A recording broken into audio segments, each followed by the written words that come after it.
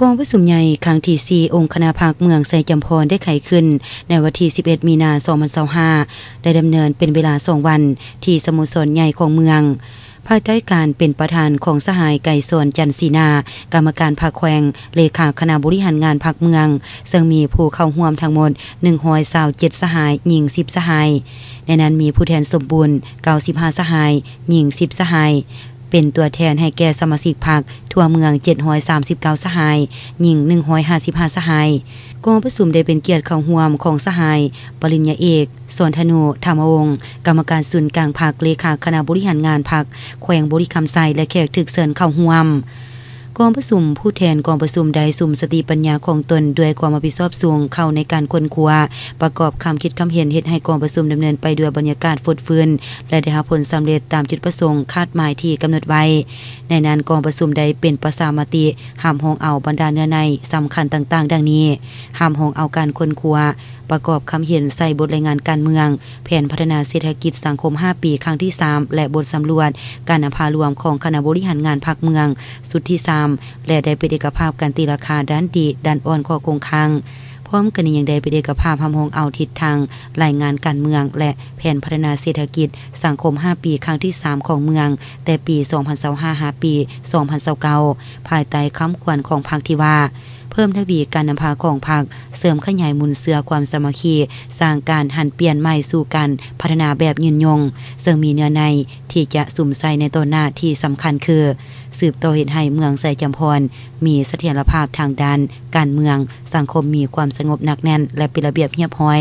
สู้ส่วนเห็นให้เศรษฐกิจขยายตัวอย่างต่อเนื่องมันเที่ยงอยู่ในระหว่าง 4.24 ส่วนห้อยรวมยอดผลิตภัณฑ์ภายใน LGP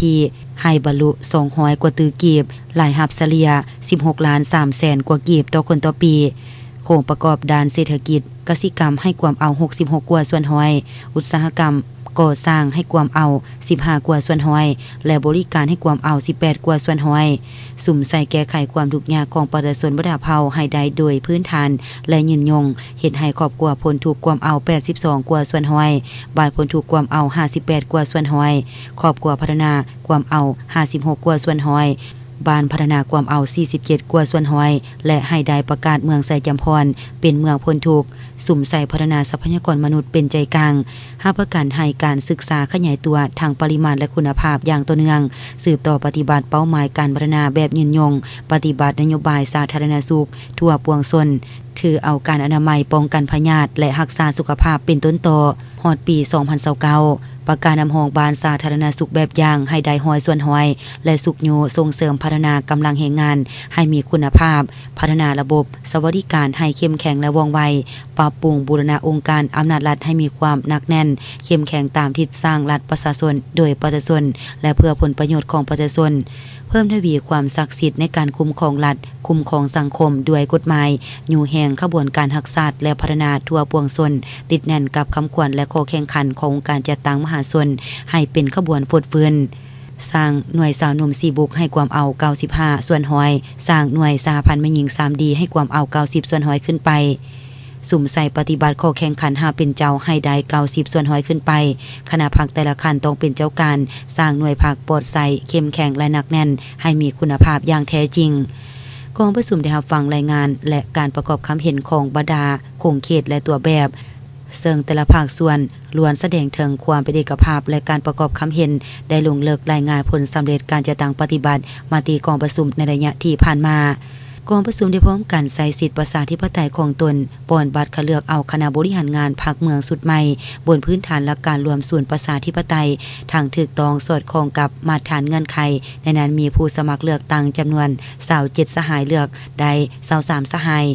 กองประชุมครั้งปฐมฤกษ์ของคณะพรรคเมืองไสจำพรสุดที่4ได้ป้อนบัตรเลือกตั้งเอาสหายไก่ซอนจันทร์ศรีนาเป็นเลขาคณะบริหารงานพรรคเมืองสหายซอยมณีจันเน่งเปาสหายกอง4ไสยวงศ์เป็นรองเลขาคณะบริหารงานพรรคเมืองสหายบุญพรเลิศบุตรดีสหายพิสิทธิ์อินบุญพรสหายพันโททองสุขทิศสาธรรมสหาย4,000ไสสมบูรณ์เป็นคณะประจำและปอนบัตรเลือกตั้งเอาสหายพิสิทธิ์อินบุญพรเป็นประธานกวดกาพรรคสหายสมวังกัวจะเฮอเมาวัง